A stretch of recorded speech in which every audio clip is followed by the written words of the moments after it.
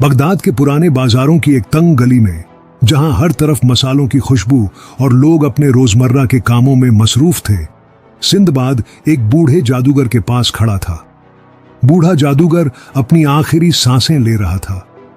उसने कांपते हुए हाथों से एक पुराना नक्शा सिंदबाद को दिया और कहा, यह नक्शा तुम्हें दुनिया के सबसे बड़े खजाने तक ले जाएगा, लेकिन खबरदार, इसका रास्ता ऐसा है कि यहां चलने वाला अक्सर लौटकर नहीं आता।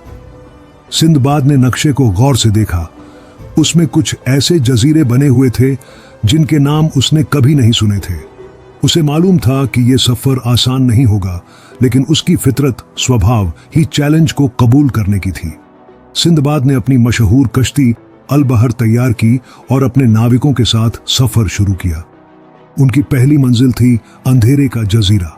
यह जजीरा हमेशा धुंध और कोहरे में डूबा रहता था। कहते हैं, जो कोई वहां गया वो कभी वापस नहीं आया। जैसे ही उनकी कश्ती जजीरे के करीब पहुंची, अजीब अजीब आवाजें सुनाई देने लगीं।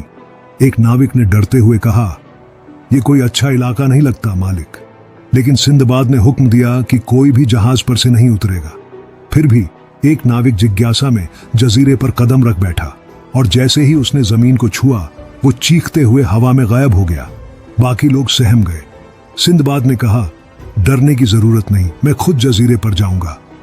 सिंदबाद जब जजीरे पर उतरा तो चारों तरफ घना अंधेरा और अजीब सी खामोशी थी। चलते चलते वो एक झील के पास पहुंचा। झील के किनारे उसे एक सुनहरी चट्टान दिखाई दी। जब उसने चट्टान को छुआ तो अचानक जमीन हिलने लगी।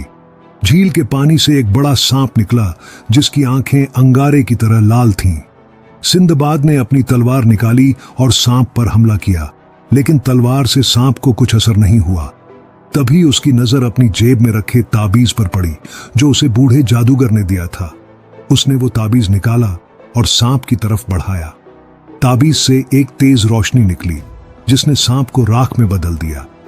अंधेरे के जजीरे से निकलने के बाद उनकी कश्ती एक ऐसे हिस्से में पहुंची जहां समुंदर बिल्कुल शांत था। नाविकों ने सोचा कि अब सब ठीक है, लेकिन अचानक पानी से एक बड़ा राक्षस निकला, जिसका जिस्म एक पहाड़ जितना बड़ा था।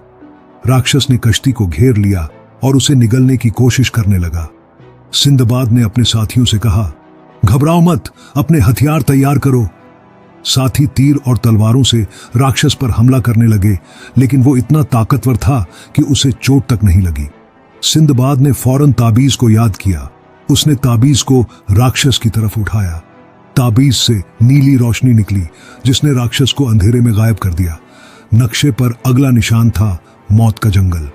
इस जंगल के बारे में मशहूर था कि यहां से कोई वापस नहीं आता। सिंदबाद ने जब जंगल में कदम रखा तो उसे महसूस हुआ कि हर पेड़ और पौधा जैसे उसे देख रहा हो। जंगल के अंदर जाते ही उसे एक भारी आवाज सुनाई दी, तुम यहां क्यों आए हो इंसान? सिंदबाद ने निडर होकर जवाब दिया, मैं उस खजाने की तलाश में हूं जो पूरी दुनिया से छुपा है। आवाज ने कहा, यहां तुम्हारी परीक्षा होगी। अगर तुमने अपने इरादों और इंसानियत का सबूत दिया तो ही तुम आगे बढ़ पाओगे।